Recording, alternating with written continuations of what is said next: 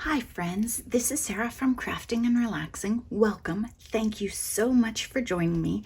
Today we have an exciting new collaboration. It is called Smash Our Stash and it's put on by Bourbon Creek Crafts, which is Beth, and Fresh and Renewed with Teresa. And Teresa was Scrapping for Less. Those two have put together this collaboration to help us dig into our stash, and they've given us a theme for each month of the year. Some of the months are a choose your own, but I found that the months where they chose the theme, it's going to be really inspirational. So this month is Washi. So as you bounce through this collaboration, you're going to see a bunch of ideas on how to use washi tape. And you probably have some in your stash, don't you? This is just some that I laid out to show you kind of what I'm dealing with here. And I love washi tape. I put it on envelopes.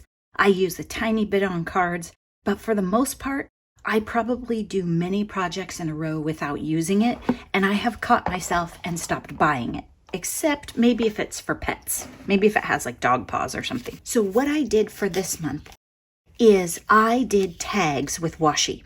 You could do card fronts the same way, just like my scrap cards if you watch my channel, but I wanted to do something different. So the card fronts would have used more washi, but this is a different idea for you. So what I've done here is I've made journaling cards for journals, or this one I envision as a flip up in a journal.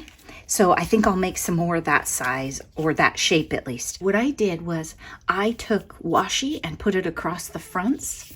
Then I used washi for the ribbon, if you will, or the tie. And on the back, I left it solid and clean.